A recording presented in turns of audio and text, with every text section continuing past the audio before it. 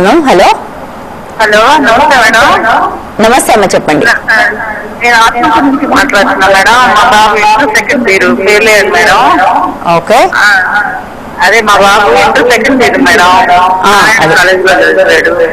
అయితే inter second year 4 సబ్జెక్టులు పోయింది.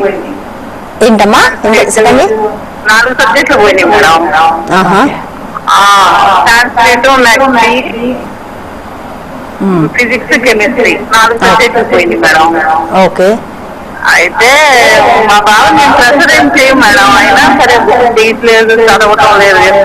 ఫోను, ఫ్రెండ్స్ అలా అవుతుంది. వాళ్ళ సార్లేమో మీ బాబు బాగా చదువుతాడండి, మీరు ఇంట్లో ఏం చెప్పట్లేదు అని అంటాడు. అయినా సార్ లెక్లెస్ గా ఉంటాడు మేడం. మా బాబుకి ఏమన్నా ఫిజికల్ గా ఏమన్నా సజెషన్ చేస్తున్నారేమోనని ఫోన్ చేస్తాం మేడం. ఓకే రాధిక గారు.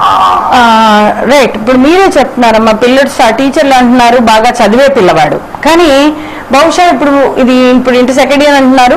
సో అయితే ఫస్ట్ ఇయర్ లేకపోతే సెకండ్ ఇయర్ స్టడీ ఎక్కడో మీకు చదువులో శ్రద్ధ తగ్గించడము, మీరు అన్నట్టు ఫ్రెండ్స్ ఇవాళ ఈ మొబైల్ ఇవి తయారయ్యాయి, ఫ్రెండ్సే సమస్య.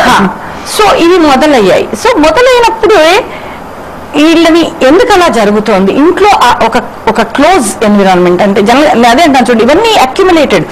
ఒక ఫ్రీ ఎక్స్ప్రెషన్ ఎబిలిటీ అంటే ఆ ఎన్విరాన్మెంట్ కల్పించడం వల్ల కూర్చోబెట్టి నీ ప్రాబ్లం ఏంటి, ఎందుకు ఇలా చేస్తున్నావు అని వాళ్ళని కూర్చోబెట్టి దానివల్ల వచ్చే రిపర్కషన్స్, చదవకపోతే సమస్యలు ఏంటి, ఇవన్నీ అవగాహన తెప్పించి ఎందుకు చదవలేకపోతున్నాడు, ఎక్కడ ప్రాబ్లం వస్తుంది, వాడికి ఇంట్రెస్ట్ లేక చదవట్లేదా, లేకపోతే ఫ్రెండ్స్ ఇన్ఫ్లుయెన్స్కి లోన్ అవ్వట్లేదా, ఒక చోట కొంచెం ఏ ఫ్రెండ్స్ ఉండకూడదు నానా, ఈ విషయాలు నీకు అలో చేస్తాం కానీ ఈ విషయాలు మాత్రం అలో చేయం అన్న ఒక డిసిప్లిన్. ఇట్స్ నాట్ లైక్ వాళ్ళ మీద రెస్ట్రిక్ట్ చేయడం అన్నట్టుగా కాకుండా, ఇవి నేను ఎందుకు రెస్ట్రిక్ట్ చేస్తున్నాను, బికాస్ ఆఫ్ దీస్ రీజన్స్, కానీ ఈ విషయాల్లో మాత్రం మీకు ఫ్రీడమ్ ఉంది. ఈ రకంగా వాళ్ళ బిహేవియర్ మోడిఫికేషన్ అంటాం మేము.